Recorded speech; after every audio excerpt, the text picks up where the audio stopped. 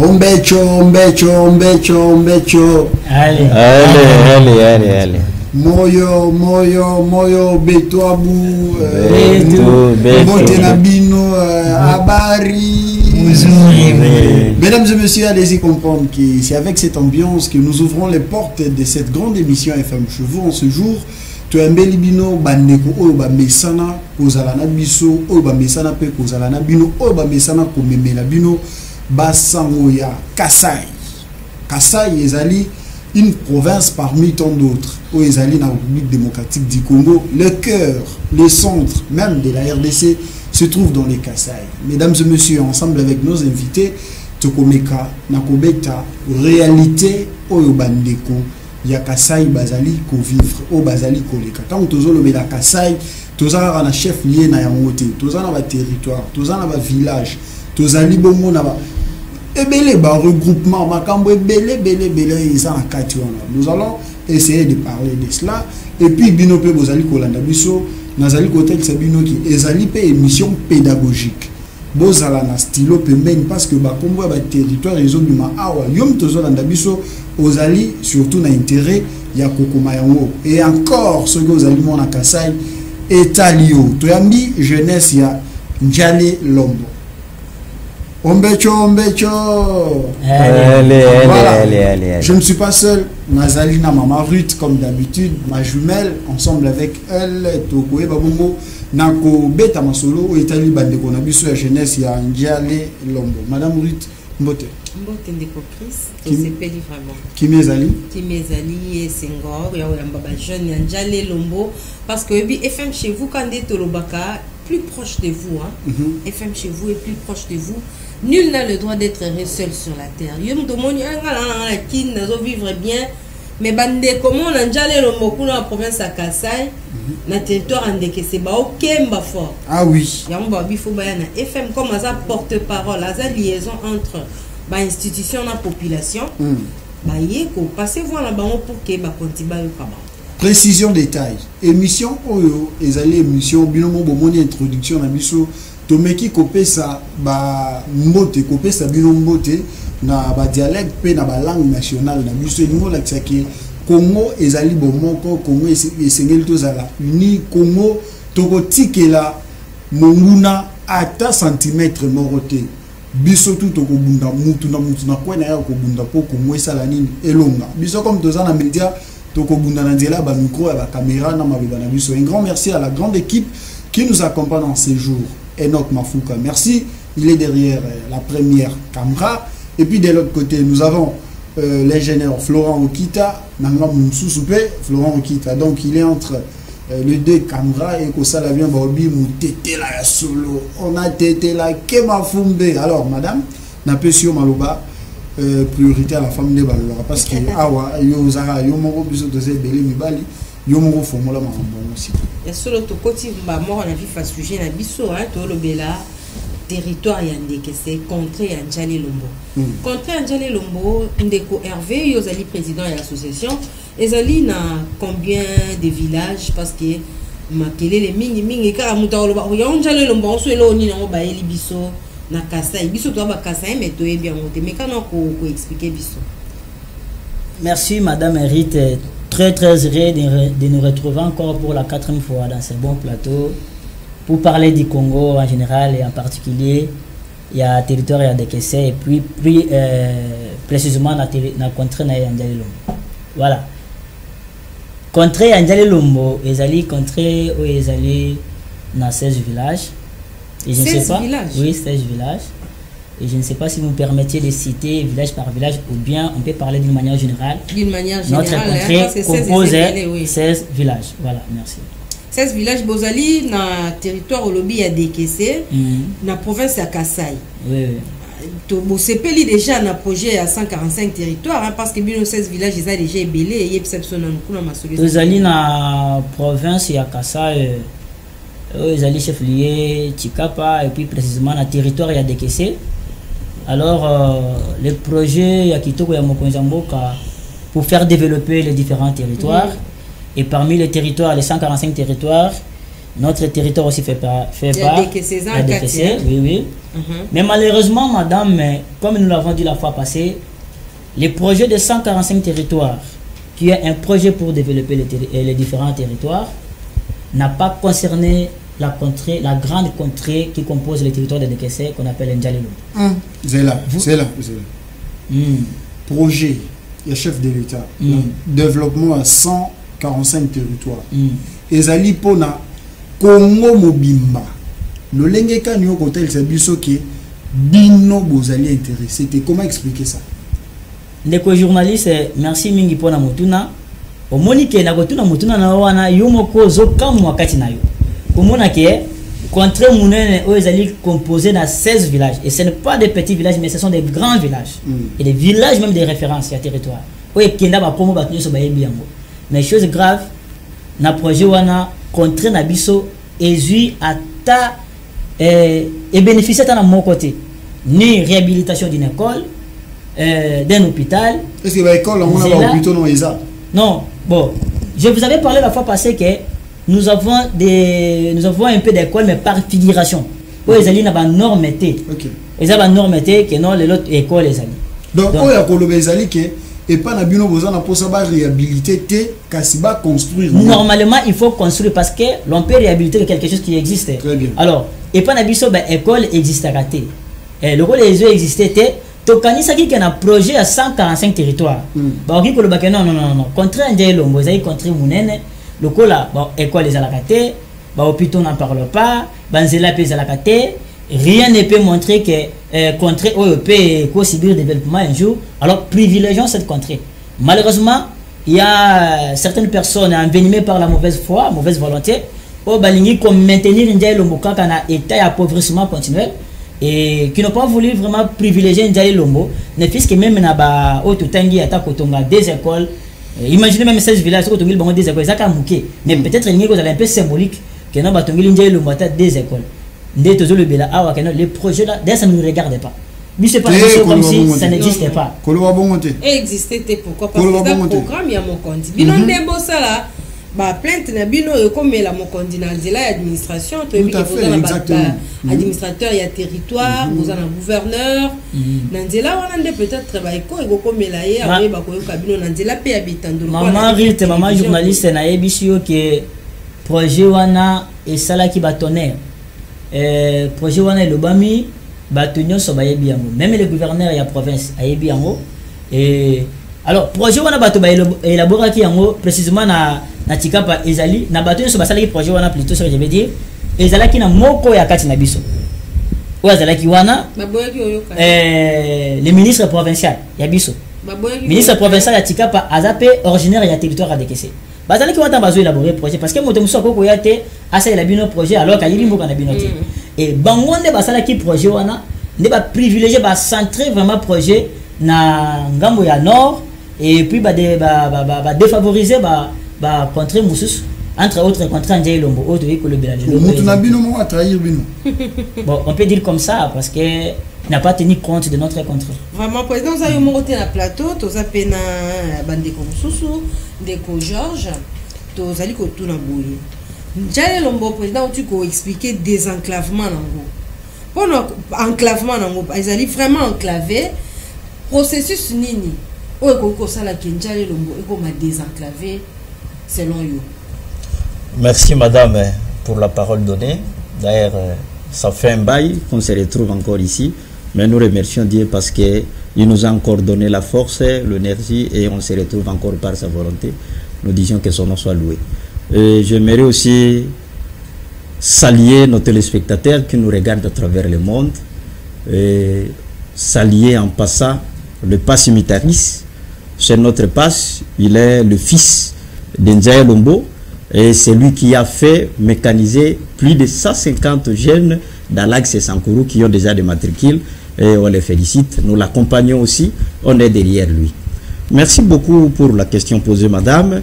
L'axe Sankourou pour développer ou désenclaver ces beaux contrées, d'ailleurs ce n'est pas une chose grave ou une chose difficile auquel nous allons chercher des problèmes ou nous allons chercher des réponses à résoudre sur ces petits problèmes.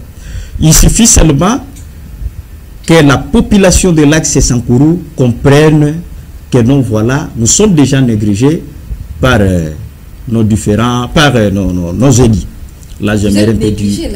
Bien sûr que oui, nous sommes négligés. De la jeunesse Njale Lombo. Votre association plaide quand même pour le développement de Njale Lombo. Il y a les autorités qui vous écoutent. Continuez à plaider jusqu'à ce que vous aurez gain des causes. Bon, normalement, nous continuons toujours à plaider à chaque fois parce qu'aujourd'hui, c'est la 4e fois de venir. Et depuis qu'on a lancé l'appel, bon, rien n'est résolu. Rien n'est résolu. Qu'est-ce que vous voulez maintenant, concrètement? Qu'est-ce qu'on peut faire? Nous ne pouvons pas encore aussi cesser de venir continuer à les demander. On est toujours là, nous allons toujours les demander. Maintenant, nous, dans notre axe, nous nous trouvons ici. Oui, bien sûr, c'est les moyens qui nous semblent un peu difficiles dans la jeunesse que vous voyez ici, raison pour laquelle souvent quand on vient ici, on demande quelque chose. Maintenant, nos populations doivent comprendre que non, nous avons déjà des élus, ils sont déjà là, et puis ces élus, on les donne la confiance parce qu'on les vote massivement. Et puis, pour le problème des 145 territoires, le programme des 145 territoires ici, que le président vient de soulever, vous voyez, on avait un fils digne de ces territoires qui était mieux placé. C'est le ministre de Plan. Il est de chez nous, notre territoire. Et puis, ce ministre, il nous a oubliés totalement. Donc, aucune école. Le ministre n'est pas là pour aller. Bien sûr, mais il était au-dedans, il était dedans. Là où on donnait les programmes. Les planificateurs. Voilà, c'est lui le planificateur, c'est lui qui faisait, parce qu'il est le ministre de plan de notre province. Et il est aussi mieux placé parce que c'est lui le fils de notre territoire. Et puis pourquoi d'autres territoires doivent en profiter, d'autres coins doivent en profiter, et pourquoi pas chez nous? Donc c'est un sérieux problème que nous voyons. Et c'est pourquoi nous sommes déjà éveillés, cette population qui compte déjà 16 villages. Nous disions que bon, pour nous, il est mieux que cette fois-ci, pour les élections, de dire ce que nous avions comme besoin. Donc ces gens-là, ils peuvent venir, oui, ils peuvent entrer chez nous. Bien sûr, on peut les attendre, mais que nous faisions un partenariat gagnant-gagnant avec ces gens-là. Vous voulez avoir une aide de l'axe Sankourou, il faut faire quelque chose. C'est un peu ça, parce qu'avec nos petites contributions, nous les faisions bien sûr, nous voulons désenclaver notre axe, mais les moyens nous semblent difficiles. Les petites contributions que nous faisions... Cette contribution-là ne revient pas à un seul individu, ça c'est un problème de l'État. Pourquoi vous voulez incomber la responsabilité du désenclavement, de l'enclavement de Njale Lombo à un individu qui viendra auprès de vous? Bon, bien sûr que oui, madame, merci pour la question. Normalement, il y a un proverbe qui dit, pour un peu balayer la cour, commencez d'abord par la chambre ou par votre maison. Maintenant, oui, bien sûr, nous avons des représentants qui nous représentent déjà au gouvernement. Ils sont là et ils nous écoutent pendant que nous sommes en train de pleurer ici. Ils sentent déjà, ils ont déjà ce message. C'est arrivé dans leur maison. Oui, bien sûr, nous venons ici, nous demandons à l'opinion nationale tant qu'internationale, mais les messages aussi doivent les concerner. Parce que nous aussi, nous les donnons la voix, nous aussi, nous les votons. C'est pourquoi aussi, on adresse le message à eux. Très bien. Merci. Mesdames et messieurs, vous êtes en train de nous suivre. Ezali FM Télévision, Lokola Momesano, Nandela ya FM chez vous. Tuembelbino bandeko ya jeunesse ya Njale Lombo et longona bango torubeta masolo ya contre na bango baye awa ba hotel sabiso ba problème oyo bazali ko faire face na yango. Donc boyoki déjà nde balobi yo muto uto la biso na katikati yeba ke to yambi bandeko bilenge ya Njale Lombo oyo bazali na biso awa ndeko yo pe tozuyo to ba mingi lingala bo chasser za lingala botika ba français ba to ba lingala mo disute lelo oyo ndeko uti kolobaki ezalaki bien tango bomona eke moko na kati na bino azalaki na esika masolo ya botongi mabele na bino eko salima kasi ya kokamu ezali ete moko ya bino yango abeti ata komukete lisolo ya pasi oyo bino bozali kubika tolo ba ete ye selon ya monaki ke problème ezali te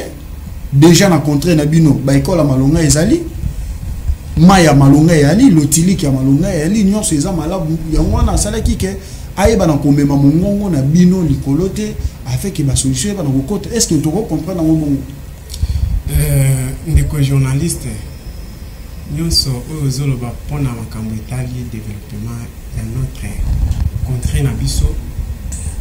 Je pense que ezali na pasi mingi ya komona lelo na ba territoire mosusu programme ya 145 territoire eza nango eza classé na ndenge moko ya kitoko peso évoluer ba travaux de évoluer na ndenge moko pe peuple a sengi nango.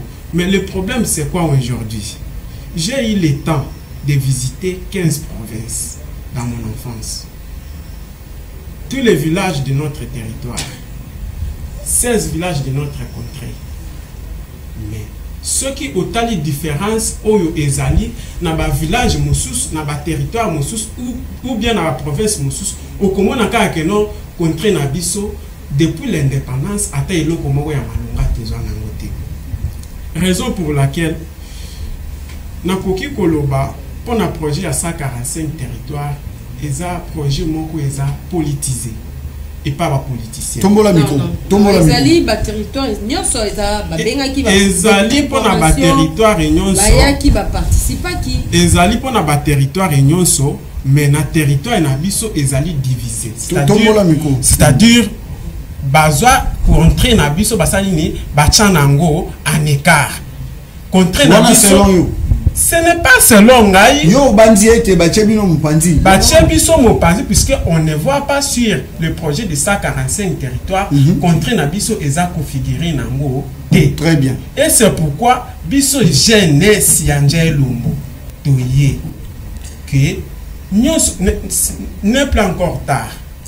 Tous en abiso on a bandeli un projet à 145 territoires. Nous va finaliser premièrement, si je ne me trompe pas, c'est 10 millions de dollars pour la première phase. C'est-à-dire, et bandeli nango, bani nango a 10 milliards. Nous avons finalisé, mais au fur et à mesure, nous avons finalisé nango.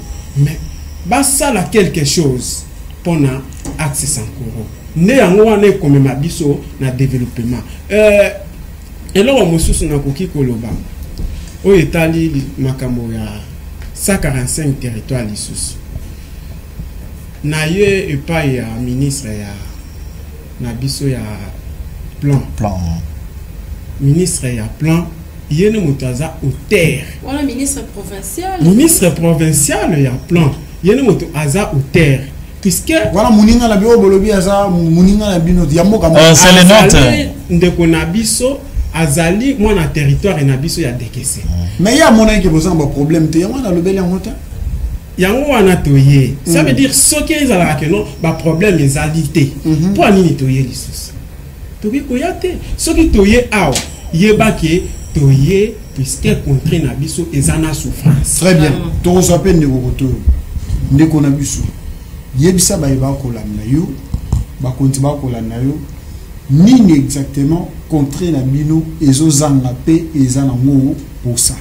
Okay, merci beaucoup messieurs les journalistes pour la montante. Na olinga mike émission to passa on un système bilingue de façon qui permettre montoza kolanda bisa yo kango bien. Au sosoli yango. Oui. Bon, pour la question toza kolobela concernant 145 territoires.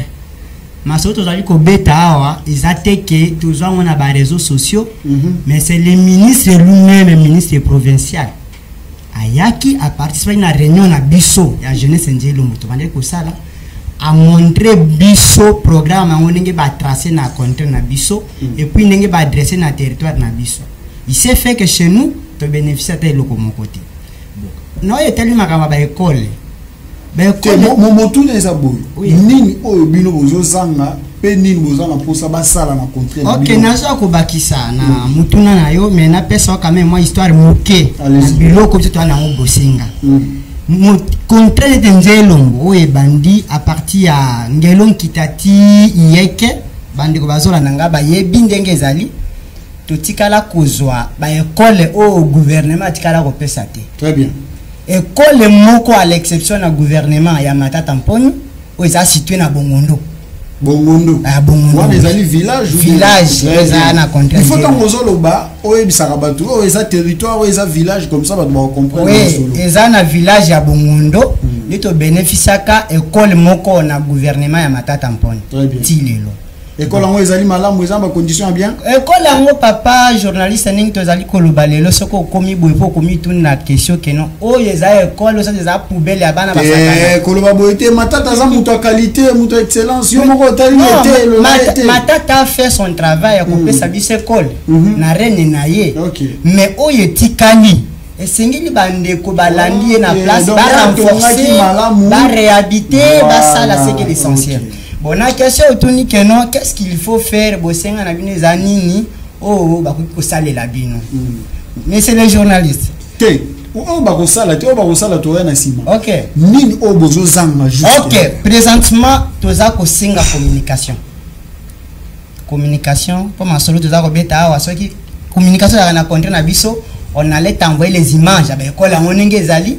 Banzela ndenge to lekisana économique ndika ni bomonaka olingaki po monango vu que communication ezate moyen que to la kisabino bilili wana ba réalité nyonso ezate mais j'espère que mamari tazawana na période de campagne to kenaye akomela bino sango contre nzelo ko bokeka na engate ata yo to ko kena pa weli ni ngana yo to ko keneve na vraiment voilà question monsieur eza afana okuma on yebisa biso na contre na bino olobi eza problème en communication est-ce que boza na station moko ya radio communautaire permetaka baninga balanda basango est-ce que TV ezali ba antenne ya ba réseau na biso parce que na Congo eza na babisika mususu téléphone oyo na le commenter est-ce que na contrat na bino déjà o wana ya mike eza déjà te ya mike eza na ngote à l'exception na mboka ya Bongondo on a ucho cité que non ba tindela ka biso école na gouvernement Tata Mpono réseau bimaka na place wana et puis réseau ngo po kende ko soloza ndenge nini système anzete papa toza na 21e génération lelo mais kuna to sola ozinzete batenzete téléphone eza likolo esengeli yo tombola kit donc ndeko yoka ngunga ndeko na place azali à place te nazo sosola te bandela na osali ndenge nini il faut pas piquer nzete baloni nzete na mabele bakangisi téléphone likolo bona ko sola esengeli yo telema ok, il faut yoka ndeko na ndinga koloba. Pas parce que réseau est à la gâté kanga place moko. Mais on attend phoni bon moté. Attends phoni pèse à la gâté. Et puis toi phoni pèse c'était. Ba phoni. Est-ce que les lois ma phoni là sur mais c'est les jours. Tu mende tu connais comme téléphone et comme c'est que phoni c'est les. Ba phoni zali. Tu sois na ba phoni. Phoni au cause de la net exhibition étudiant au tsala 2 jours 3 jours aux autres nga kokende cours, aux autres kende cause ça ka na phoni. Wana bokenda phoni na mboka ni. Bon, nete na village na biso d'origine au Bololo. Ah village eza kwa englober Bololo ouais ndeti Bololo baza na phoni oyepe na ba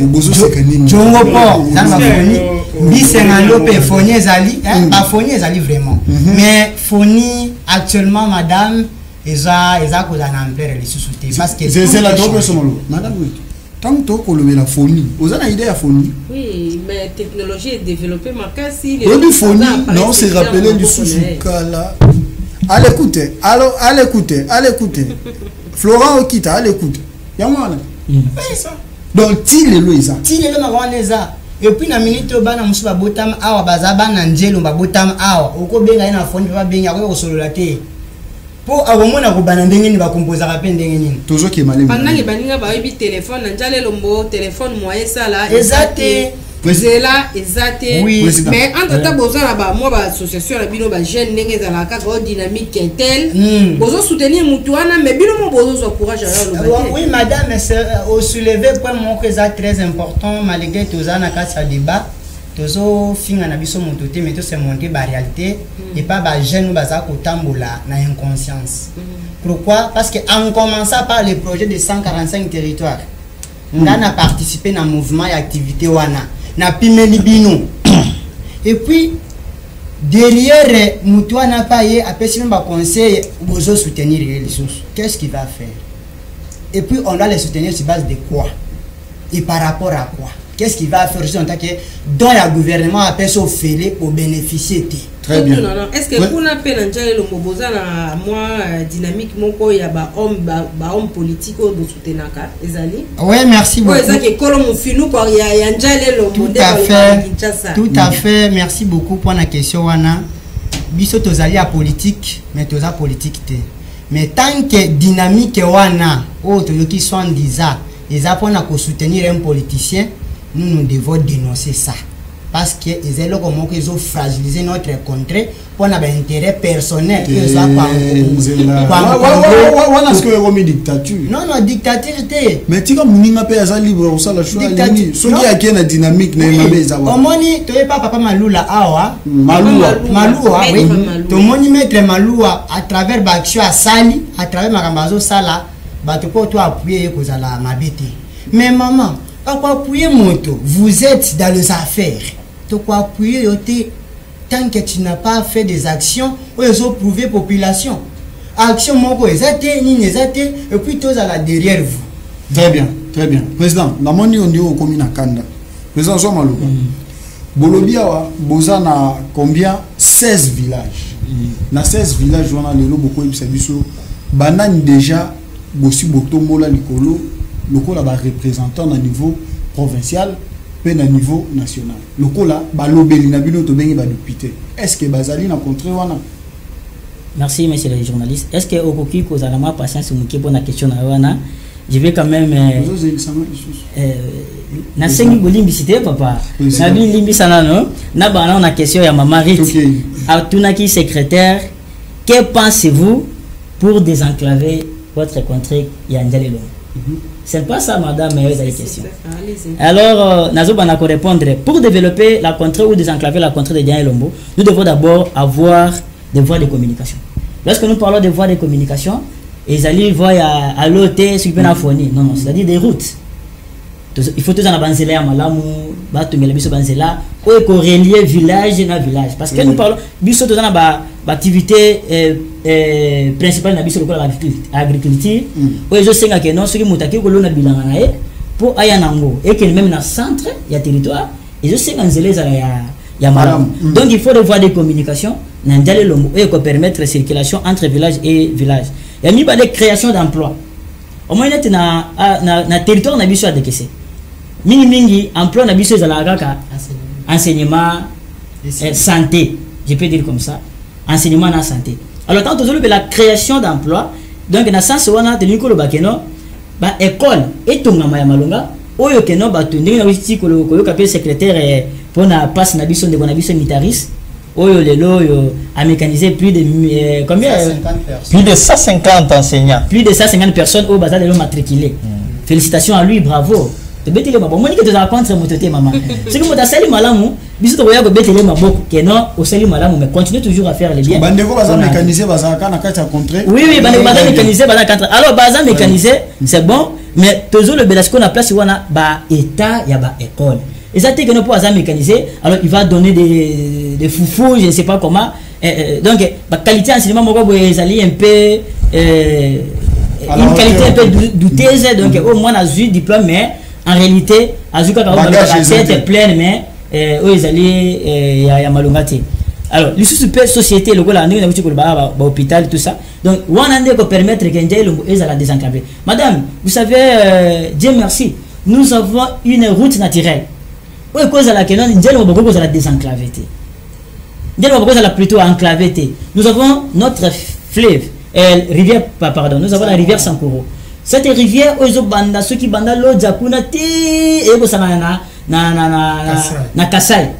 Et Kasai ti kotosh. Donc, biso ata muta sumi voiture lelo. Ah, on a Kinshasa. Et qu'on ait de sans complications, parce qu'il y a un bateau, et qui est dans le village de Djongo Port, et qui est dans Imbombolongo. Yo, tout le monde, monsieur, on a déjà passé la port, on a vu le coup dans le donc, port, biso port est naturel, maman. Donc, tu peux maïango, biso tu vivras à l'époque, tu vas nous secours na maï, d'où j'étais. Ok, na maï au secours. Alors, pour profiter na ni na yoana, au début, qu'est-ce que nous manquons? Tout le qui ne connaît qu'est-ce que nous manquons à Ndjali Lombo? Tous aux ans à école à Malonga, tous aux ans à hôpital à Malonga. D'abord, hôpital on est même équipé de matériel sanitaire. Donc, tout le monde va hôpital les autres aux hommes na hôpital les autres même na paracétamol les ala que non ba calmant ce qui paracétamol les a calmant et bon si mutabeli malaria pour avoir ba qui sont malaria wana mona ba kasi makasa ah puis quoi mi donc il faut akufa kaka peut-être les bongo alors et puis même ba passerelle hein maman pour tout le ba pour ça cher hein ba ba tâche pour ça cher passerelle kaka pour permettre circulation ils ont relié des rivières muta passé kuna maman madame quand on a dit bino pour mon wana imaginez pour wana maman ya 85 ans akole kila nanzira msuti fa kile kana makolo makomi na pour wana webi que même quand a déséquilibre la propre maman ko kufa pe akoko ya pe akufi mala moko raison pour laquelle nous interpellons nos autorités politico-administratives. Ndale Lombo n'est pas Ndale Lombo d'hier, maman. Parce que Ndale Lombo d'hier, c'était normal, valable, que Moutaye, Boye, votez-moi avec des fausses promesses, bah, tu ne peux pas voter. Et alors, après que vous votez, il y a Awa, il vit très bien, il n'a pas il parle que les Français, qu'est-ce que vous voulez, et puis tout ça.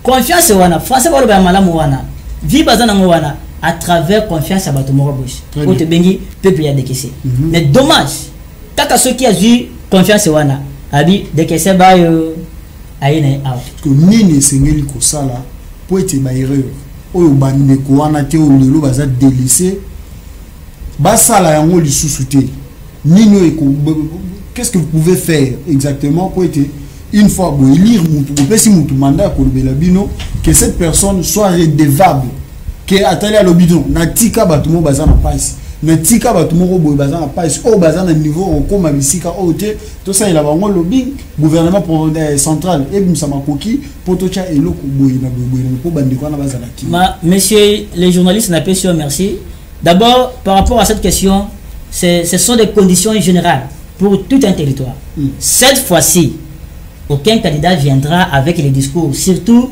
un discours promettant. Je vais faire, voilà, une fois élu comme député national, je vais vous représenter dans tous sens. Et voilà, une fois élu comme député, vous allez manger 5 fois par jour. Non, on va manger 5 fois par jour, mais continuons quand même à manger 3 fois. Donc avant le bas, tu voter malo, tu voter député, na décaissé mobima. En tant que ressortissant, il a décaissé. Avant de voter député Mbalaouj, où est le discours? Au retourner la chambre froide, oui.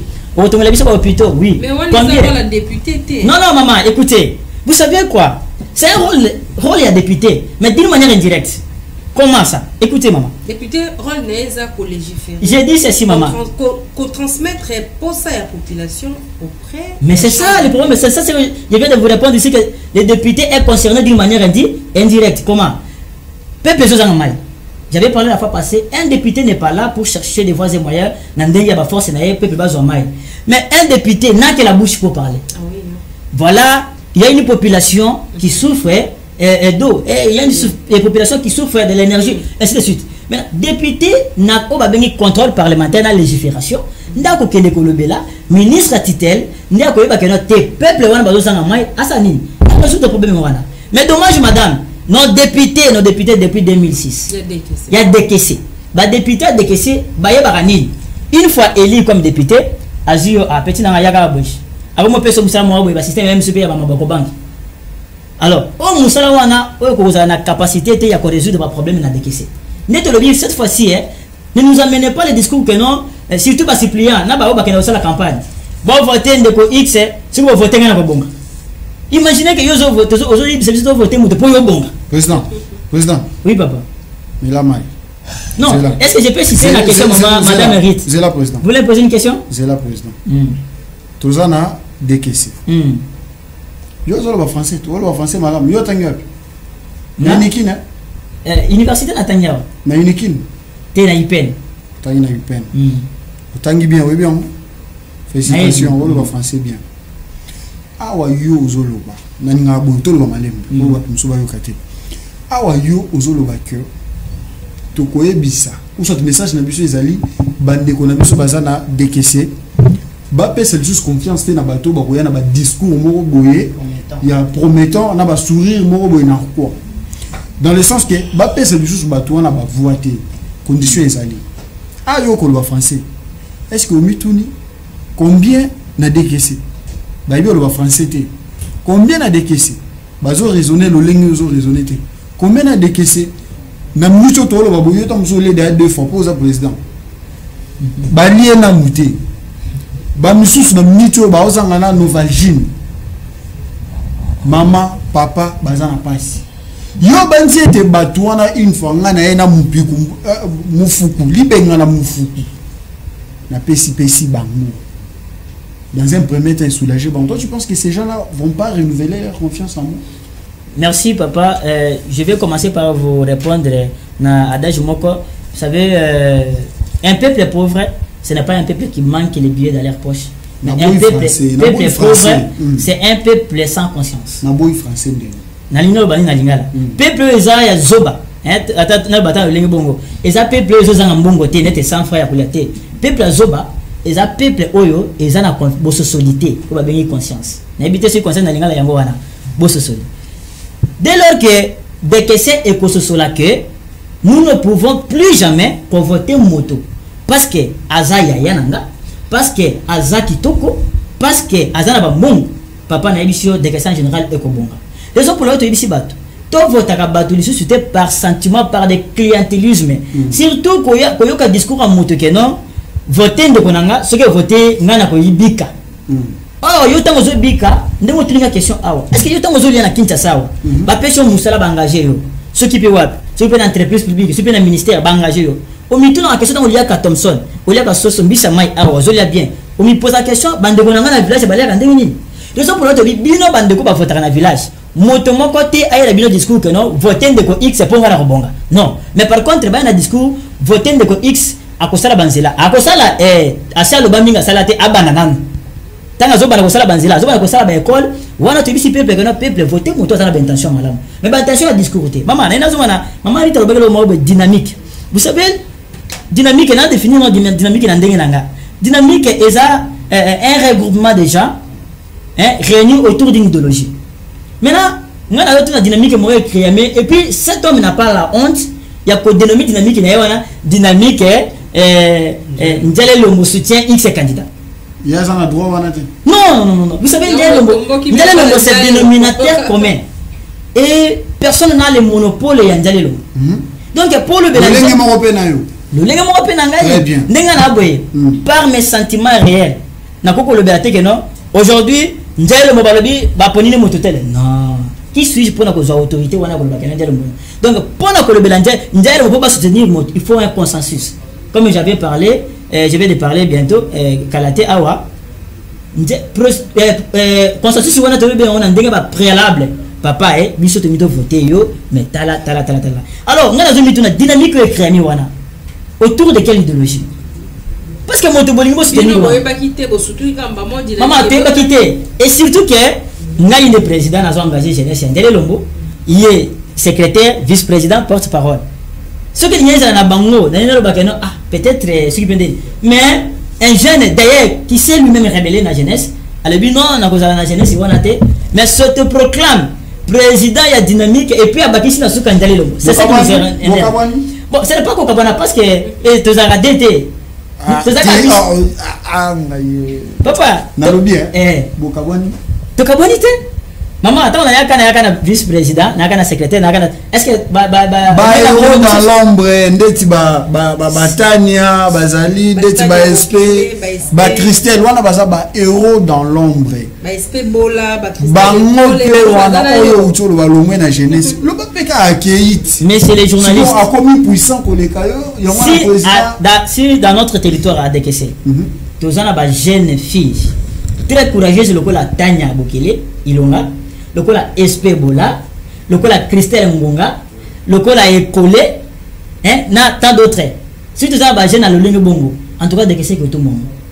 Malheureusement, ils ont battu Moussou Bazo Kanisake, biso tozo le bela awa, maman, banato ya, est-ce que so kabiso to lobi que engagé biso parce que nous sommes non, ce n'est pas ça notre objectif.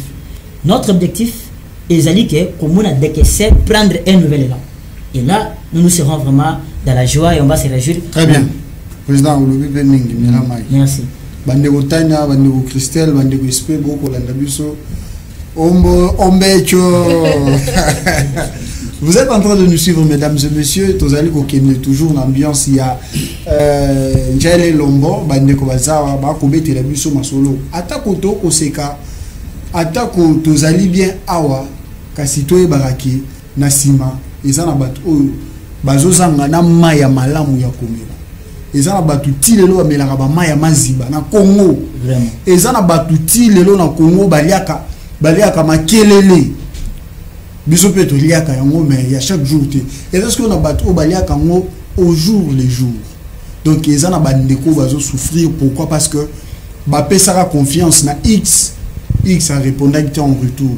Yango de mesana ko yebisa bino ba politicien qui bozala redevable. Tant ozo comme chef, kozala pressé ya ko fêter te. Mais lo mitunaka pecha na mutu na OK, ba pesi ngai e boko e mokumba e sengeli na mema likolo ya mutu. Kozala mokonzi eza bien ba kopeso ba mituka ba pesio ba soda ba ko kengelo mena sima na ngo tu es redevable. Lelo bandeko ba kolela awa. Ba bimisi ba député lelo musala no nini. Est-ce que otali awa to la gratuité de l'enseignement? Est-ce que gratuité wana eza effective na Congo mobimba? Parce que eza na ba coin oyo ba école ezate. Non seulement voilà, non seulement ba école ya Malonga mais eza kakate. Ce qui compte na Kinshasa tozana ba mutozwi ndaku na ye. Il y a 3 chambres de salon en commission école. Et bongo na JKS. Maman Ruth malobe pas là. Oui, en déco Christ ozo poursuivre Barcelona ba jeunesse nationale Njale Lombo, vice-président na yepagne de Bombs Baonje. Tozo kende c'est ni ezoloba bilo tozo loba kaka mais to ebi ke mboka na biso mombe koli konti et tia déjà ba échéance marambunyo solo électoral tozo kende vers ba élection gonga otoponaka ba konti otoponaka ba représentant la biso ba peuple na Njale Lombo bolobi te eza musika est-ce que ba bozo sensibiliser entre bino ba jeunes ça peut l'un des moyens pour permettre bino bo booster territoire na bino ya décaissé na axe na bino ya sango. Est-ce que bozo na ba message pour lancer pour la identification pe enrôlement bato wana bayebi ke sengeli na bango basenrôler po bami ponela ba représentant na bango esengeli po eza sute to ya kolela otoponaki kingandi akendaki kuna alobi makambo na biso te 145 territoire ekoti na territoire ya décaissé biso axe sankoru tozwi ya mote tour oyo est-ce que bato bakopona na maponomi bayebi ke sengeli na bango bakende na enrôlement na poser motu na. Ok, merci beaucoup maman journaliste.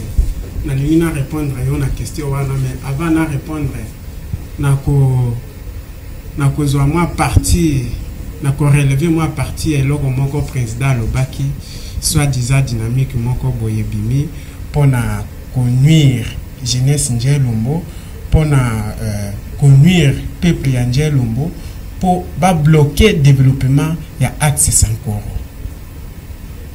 Eloko o na koki koloba pona bango. Kozala na dynamique na yo moko to pekisi yote. Mais mabende ko engager une entité que non ezo soutenir X ou Y pona dynamique na yewana. Ça wana jeunesse à Kotolori Yangote en plus Njale Lombo puisque si nous sommes ici c'est une jeunesse. La jeunesse là c'est la jeunesse Njale Lombo et c'est pourquoi ni wana toza koloba en plus moto anga zo la biso nani moto oyo asala projet à 145 territoires que non Njale Lombo bazo ata moi quelque part été ya ko souffrir lelo ndete nazo ndete à partir ya Iyeke ti koya na bololo au hôpital ezali au belge batikela biso wana comment oui comment na lelo ba kilométrage belé c'est 35 km bato bazo recourir ti na hôpital wana mais banzela yeza mabe ma ezali ozomona te que non ata moi pont moko boye ya ko relier passage eza na ngote bazo la pe moto wana que non aya na kati Njale Lombo to voter ye to pesa ye que non a gérer biso mais c'est une catastrophe wana ko kotia Njai Lombo na danger. C'est l'abomination. Kotia Njai Lombo na danger. Et c'est pourquoi na lingi na zwa question ya Mamarit ndenge a posé ngai na lingi na répondre yango wana tozali kobeta seteke ndenge zaboye population ya Axe Sankuru ba ko s'enrôler massivement pour na relève na biso puisque peut-être aujourd'hui tozali komona ke bato ebele baza représenté partout, voire même dans notre territoire.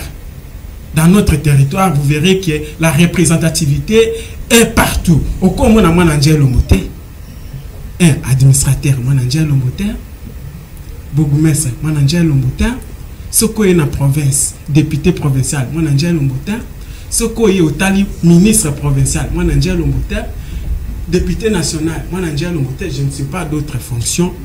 Mais il y a comment na yango représentativité et zanangote. Qu'est-ce qu'il faut biso bana Njai Lombo to sala ndenge nini? Il fallait tous se sensibiliser. Bato nyonso to s'enrôler massivement pour lobby tozwa moto na biso oya koki ko défendre ba bien na biso. En plus na lina compléter eloko mosusu ya kokamwa. Ya comment na dynamique wana dynamique en moins salut au passé. Bon, et Koki Kosalanga passe puisque la souffrance que je connais, ce qui me révèle que na loba makamboana. Moi, j'ai grandi au village. Na ibisa ki yo awaki na tamoli mo mingi puisque 15 provinces dans mon âge. Intimidé kinga autant na 15 provinces, c'est ça problème. C'est là. Je l'atambola 15 provinces. Na tambola 15 provinces, na yebi tous les villages de notre territoire. En plus, nazana géographie, na histoire, ya nini, ya territoire na biso. Vous comprenez? Il y a comment na lelo, na lina sa nete moi tour, na zone là. Ndete ministre ya plan. Moi, eloko moke zala Ministre kike provincial ou ya national? provincial, ministre provincial ya plan. J'avais vu qu'il y a un problème. Lesquels? Problème na ezala ki nini? Il y a Maîtrise. problème il y a géographie, il y a territoire et maîtriser un territoire et géographiquement et historiquement. Voilà. Puisque nayaki comme on a un projet wana moi extrêmement koboye place il y a 45 km mais ba cité village wana pour ekende kokoma na centre na biso ya territoire à Dekese place wana ezana 17 km. Vraiment.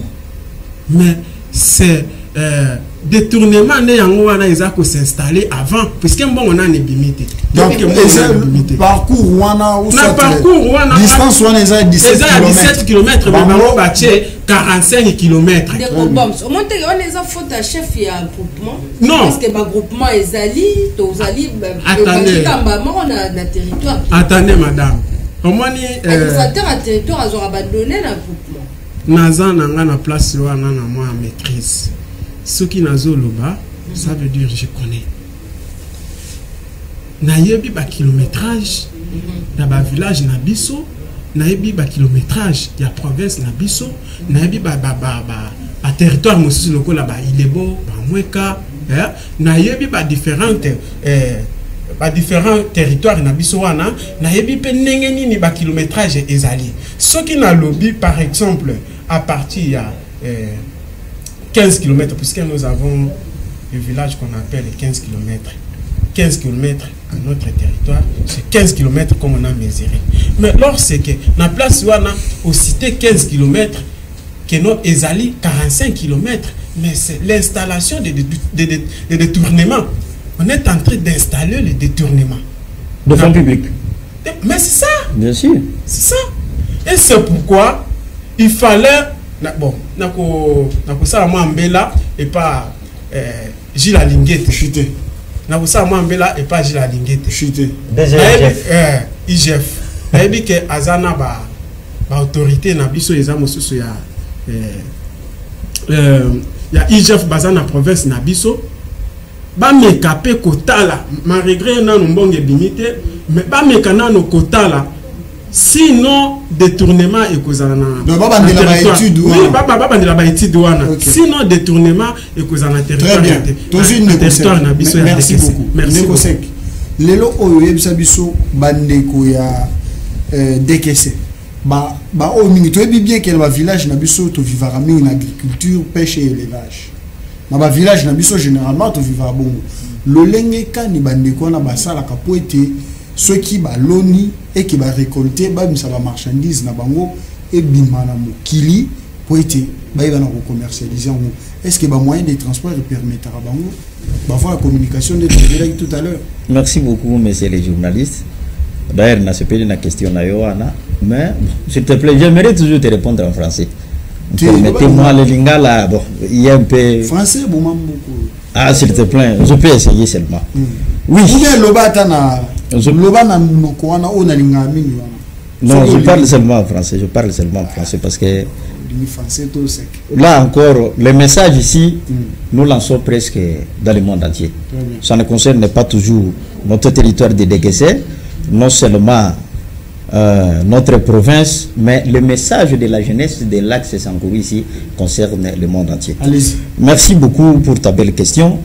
Je ne sais pas si vous avez bel et bien entendu le président. Nous avons des sérieux problèmes pour les déplacements. Avec ces gens-là, nous cultivons. Nous cultivons le maïs, nous cultivons les riz, nous sommes des agriculteurs. Mais il y a un sérieux problème pour déplacer ces produits parce qu'on n'a pas de route. Sans que je le répète. Voyez, j'avais déjà dit, bon, malgré on n'était pas avec vous, j'espère que de Bololo, pour arriver à notre centre de DKC, c'est 70 km. Et puis, quand vous prenez seulement cette route-là, vous allez voir, c'est une catastrophe. Inexplicable ce genre d'histoire, parce que moi je venais pendant le confinement. Donc, il y a un sérieux problème. Vous verrez les plantes qui tombent du jour au jour, il n'y a même pas une réhabilitation. Vous verrez les herbes trop serrées. Il n'y a même pas moyen de déplacer le produit de tel village à un autre village. On a un sérieux problème pour la circulation routière chez nous dans l'axe Sankourou. Est-ce que le gouverneur a eu un problème il y a des questions? En tout cas, gouverneur, c'est un administratif, non? Gouverneur, c'est un administratif. Et chez nous, dans notre territoire de DKC, l'autorité administrative, c'est l'AT. Donc il connaît ça, il connaît les territoires de DKC. Il connaît déjà ça. Il n'ignore pas ça, il connaît. Maintenant, le sérieux problème, c'est comment? Il connaît déjà, monsieur les journalistes. Il connaît les problèmes. Maintenant, le sérieux problème, c'est comment? Oui, nous, la jeunesse plutôt, permettez pour le terme, nous, la jeunesse, on est là, on lance le message ici. On espère que le gouverneur est en train de nous suivre. Il nous suit déjà. S'il y avait une mauvaise volonté, que notre administrateur du territoire ait déjà présenté les difficultés auxquelles l'axe Sankourou est en train de s'opposer maintenant. Mais ils comprennent ça notre message. Nous sommes en train de dire ça. Ils comprennent déjà que non, cet axe, vous voyez, ils ont tel problème, ils ont tel problème, ils ont tel problème. Donc, en conclusion de votre question, j'aimerais dire que nous avons des sérieux problèmes, mais nous cultivons presque tous les produits. Mais pour déplacer ça, c'est un problème très sérieux. Il y a des villages de 40 km, des villages de 35, des villages de 14. Et vous voyez que les produits que nous cultivons là, ça se consomme toujours dans le même village. Pourquoi? Parce qu'il y a un sérieux problème de les déplacer. Très bien. Mesdames et messieurs, Malem Beito Kokoma, Nasuka entretien na biso mokola lelo to ya Melbino bandeko ya Njele Lombo ensemble na bango boyoki lolenge kani bazali kopesa ba pasi na bango pe bazali kolela mingi ba oyo bapesa confiance lelo ba trahir bango Congolais nyonso bisika zali aza trahi ezaka bango te ata na Kinshasa na ba commune tozali kolela comportement ya ba élu na biso ba topona topesa mandat po ba lobela biso lelo ba misusu ba koma kofinga na ba boti na biso eko sala pasi tokomi na suka tozo pesa moi tour moko ya suka mais nga linga ba milongo mboka mingi tout aussi ça mona beauté na koyoka boka ntete na koyoka mani tina koyoka tinga na koyoka na moi muna tutu banani na lo ki kongo mavite moi lilo basuka nini oyo esengeli esalema po ete 1 projet à 145 territoires écotapuna. Bino en tant que jeunesse, Nino Bokoy Kosala pour écotapuna. Besoin adresser message na Bino nanani. Ok, merci monsieur le journaliste. J'espère que Outiko va bien que tu comme na souka émission Lingesi là. Mais Outiko soulever question mon cas au lobby que non contre Nje Lombo vous alaka na ba masango fufu et vous a concerné na domaine de l'agriculture et tandis que tous un ministère moi bien la ministère de la pêche et élevage. L'agriculture les alliés ils ont concerné ma camonon soana. Sur ce point, monsieur le journaliste, on a une mauvaise foi. Il y a bateau pour gouverner la catégorie à ministère. Pourquoi? Parce que ministre à cause de la une bonne foi. Est-ce que entourage aux Anangambunaye, aux Amon Angelum, Bation Angelumbo, au Bimbazio Moussala côté Angelumboza, Pemina Moutazana domaine wana. Qu'est-ce qu'il faut faire? On a que contrer na yo is en ampleur. Est-ce que quoi na ba discours ya ko créer ba dynamique? Ou quoi na ba discours ya ko sala eloko mo ko permettre de nous balancer? Il faut faire montrer et pas ministre que non voici le problème dont résiste dans notre contrée. Qu'est-ce qu'il faut faire? Et de son tour, soit il ça la tête, tu vois que non, ils ont mauvaise foi. Il y a moi na bisoté mais ils ont mauvaise foi, il y a moto ya za ko kanga. Très bien. Ndeko. Yo et ça esprit ça les bien message non yasuka bon message nanga yasuka azalaki na moi point moko ezopesa na pasi ezopesa na pasi na regret ta ezana ngomingité ya paiement à enseignant na biso na territoire à Ndekese. OK. Allez-y. 2 mois d'impaiement en plus l'enseignant va côté grève la salle des gens 2 semaines bana azotangate bana kuna biba institut supérieur izali babité les likolo izali tozana isder wana construction ezama be isder tozana isder de kese OK tozapena ISP OK ba construction ezate yango wana ka tozolobela territoire na biso réellement ezana ba problème ibele ba problème ezebe na territoire na biso ndenge na wuti koloba bande kuna biso ba parents na biso baza ko enseigner mais ya ko constater que lelo territoire ya Ndekese et ça là 2 mois d'impaiement en plus toyebi que salaire eza caractère moko social o ekoki kopesa favorité na bato po balia balei sabana batangi sabana mais ukazu salaire nango ekomi lokola na ba délestage yaka lokola ndete ye kaka mais toyebi pe lisusu mbongo balobi gouvernement balobi te mais mbongo gouvernement déblocaka yango mais le problème c'est quoi? Problème ezali epai ya Caritas. Caritas azako ko bloquer mbongo wana pour ça la commerce. Très bien. To comme na souka pesa peine de quoi continuer. EPST azana batunaye banquette ko ça les. Non, c'est côté pardon. Non, to comme na souka pardon vraiment. Moi tant ezaki belio ndozo malem mais comme. Effectivement. Ça je te gagne dans le moment. OK, merci beaucoup monsieur les journalistes.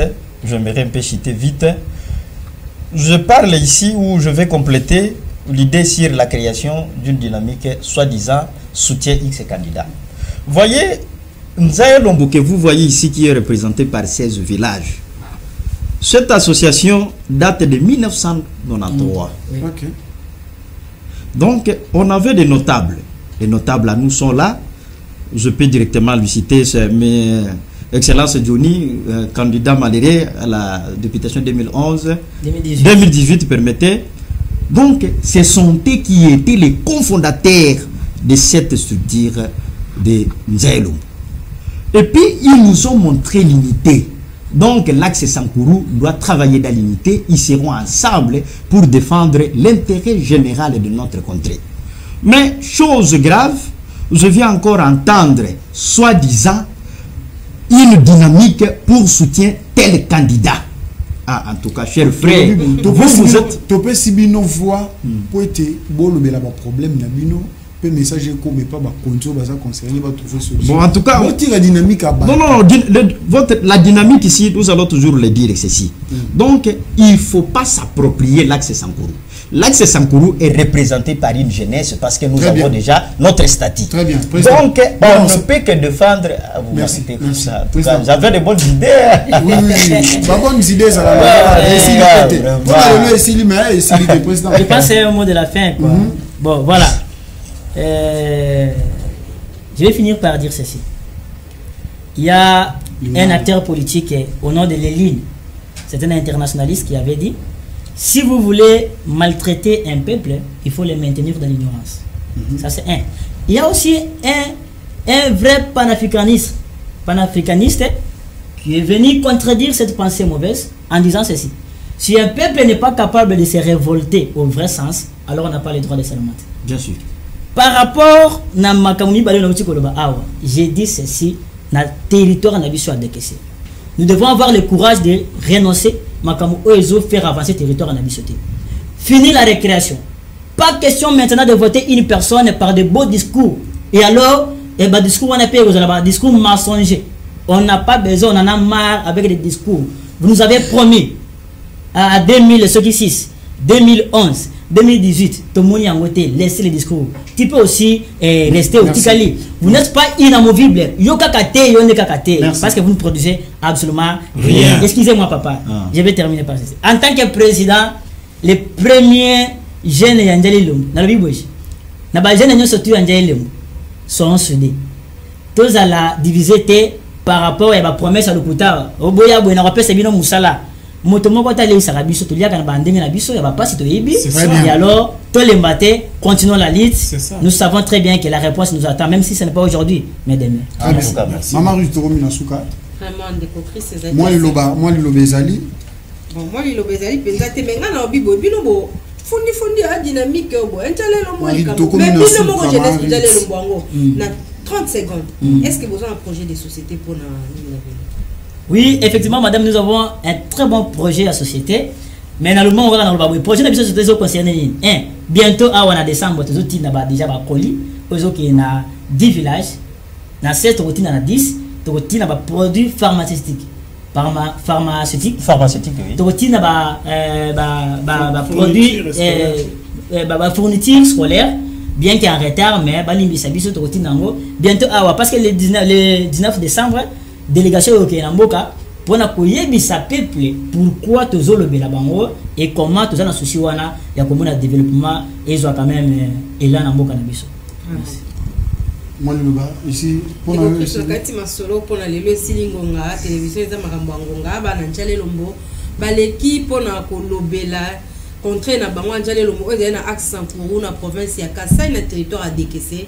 Yo jeune ovandi ozo mona ke folanda grand prêtre bango babi ba Holanda ba grand prêtre wana te bango ba kolobela mungongo na bango ekoma pa ba kondi pour ça na bango nzela mituke tambola bisala na bango bilanga ebima pe na kati ya capitale ebima pe na ba coin mususu ya République démocratique du Congo balingi batia vraiment le beaucoup pour le développement ya mboka na biso. J'espère que ba kondi balandi bango malamu ba jeune vraiment encourager parce que bango bazali ko militer pour le bien-être ya population o ezali na coin kuna ya Kasai ndeko Christ vraiment. Très bien. Il a le droit d'être seul sur la terre. Hein? Ah oui. Et là bas nango maître Malou Abili Cléophas. Merci beaucoup pour la sagesse wana. Bande ko balandi to ko mina suka pour na mokole lelo ezaki esengo na biso. Kopé Sabino manaka kitoko na nzela ya FM télévision. Un grand merci na équipe technique et accompagné biso ba héros dans l'ombre. Enoch Mafuka, Florent Okita, Danda Cruz Makassi, les As da Cruz, Tobo Sanité d'été na biso d'été Mouya.